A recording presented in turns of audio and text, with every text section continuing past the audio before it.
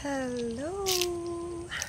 Ako ngayon ay mangunguha ng saluyot. Alam niyo ba, napakasarap ng saluyot. So, tara, kuha tayo ng ating mga saluyot na ating kukuhanin para iulam mamaya. So, let's do it. Ayan, harvest po tayo ng saluyot. Kuha po tayo ng ating saluyot. Ayan. Ito ay iluluto natin.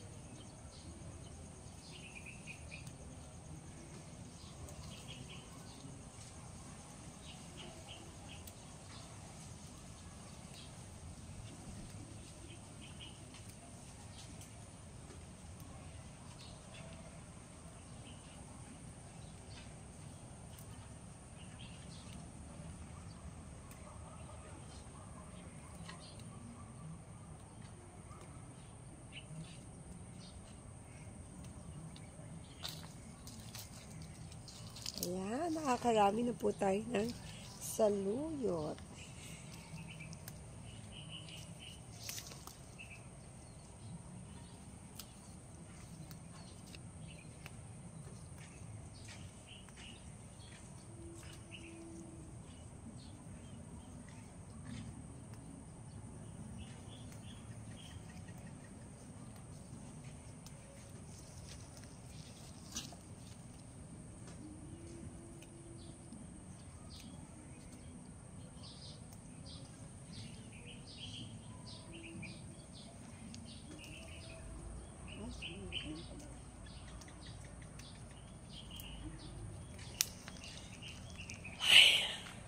Kakangawin. Ayan. Napapagod na akong kumuha ng ating tawag dito, saluyot. Ayan, napakadami saluyot. Kita niyo naman yung suot ko. Mangunguha lang ako ng saluyot. Nakabumbonggis pa tayo. O, diba?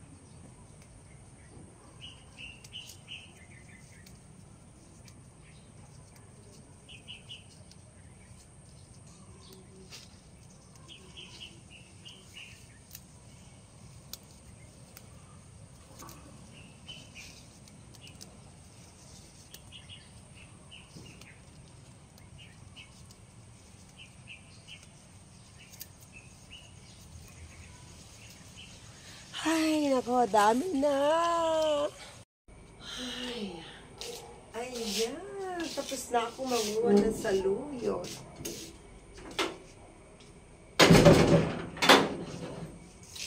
Ayan. Tapos na tayo manguha ng saluyot, guys. Ayan. Tapos na tayong manguha ng maraming saluyot. Ngayon, naiinom ako. Dahil sobrang napagod ang inyong BFF, inom muna ako sa aking rep. Buti na lang yung rep ko, merong sariling tubigan. So, sobrang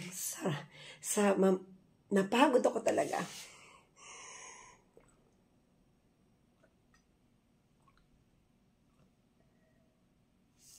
Okay, kuha ulit tayo.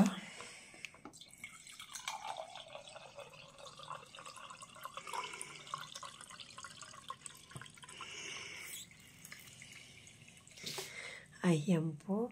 Napagod ang akin. Napagod ang aking.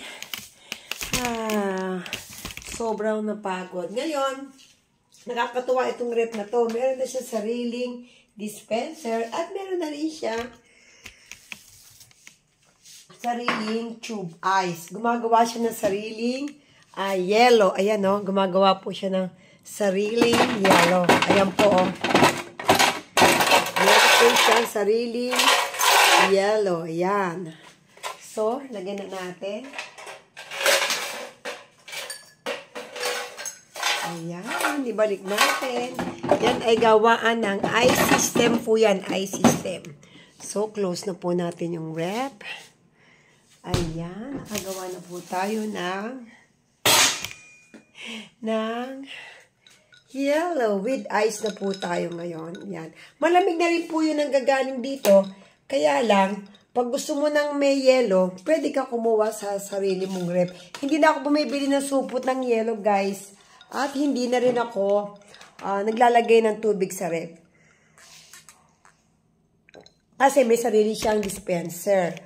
Ay nako, high-tech ngayon ng mga rep ngayon. Meron na siyang sariling gawaan ng yellow at meron na rin siyang ready to kuha na lang ng yellow. Kasi noon, yung dating rep namin ay bumibili pa ako ng ice cubes. Ito cubes, naka-cubes na yung ice. And then, bumili pa akong pitcher para ilagay sa ref. So, ngayon, no need to pitcher o yellow. Dahil kusa siyang, napupuno po yun magdamag. Kaya, napakasaya. High-tech na ngayon ang mga gamit. At yun na ay inverter din. So, binili namin yun sa Abenson. So, mamaya ipagkikita ko sa inyo ang pagluluto ng saluyot. Alam mo, kailangan di kumakain tayo ng mga masusustansyang pagkain at yung easy to cook. So, mga BFF, abangan nyo pagluluto ko ng ginisang saluyot with tilapia. Dahil ako mahilig mamimit, marami akong, naka 7 kilos akong nahuling tilapia. So, yun ang isasahog ko dito.